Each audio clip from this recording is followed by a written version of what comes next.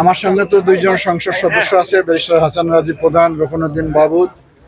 আমরা আজকে প্রথম জেলা পর্যায়ের কর্মকর্তাদের সঙ্গে মত বিনিময় করেছি।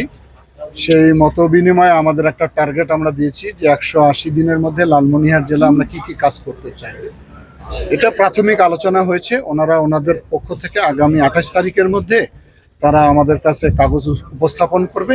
সেই নিরিখে আমরা 180 দিনের মধ্যে অগ্রাধিকার ভিত্তিতে এই কাজগুলো সম্পন্ন করব। এটা তো বললামই যে ওনারা এখনো আমাদের কাছে সে কাগজটা উপস্থাপন করেনি। আমরা চেয়েছি যে সেখান থেকে আমাদের কাছে এই পেপারসগুলো দিলে আমরা তখন এটা বুকলেট আকারে জনগণের সামনে উত্থাপন করব। আমরা বলছি, আমাদের আকাঙ্ক্ষাটা বলছি যে আমাদের বুড়িমারি এক্সপ্রেস যাতে বুড়িমারির থেকে চালু হয়, এটি আমরা 180 দিনের মধ্যে অন্তর্ভুক্ত করতে চাচ্ছি।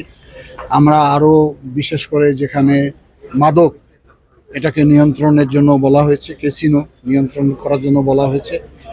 এবং আমাদের অনেকগুলো কাজ যেগুলো এখন এই মুহূর্তে আমরা প্রশাসনকে জানিয়েছি, ওনারা রেডি করে দিলে আমরা হয়তো 28 তারিখের পরে বিস্তারিত বলতে পারবো যে আমাদের টার্গেটটা কী।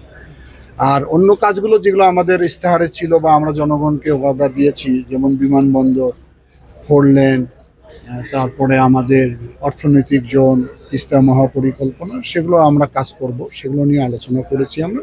এগুলো স্ব মন্ত্রণালয়ে আমরা যোগাযোগ রাখতেছি। তাদের অগ্রগতির সঙ্গে আমরা যুক্ত থাকবো যাতে কাজটা দ্রুত গতিতে আমরা করতে পারি।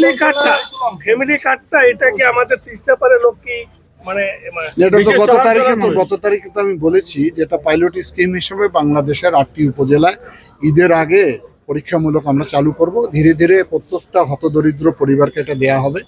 এটি যেহেতু একটা বিরাট প্রকল্প, এটি আমাদের পর্যায়ক্রমে বাংলাদেশের প্রত্যেকটি অঞ্চলের লোকে এটা পাবে।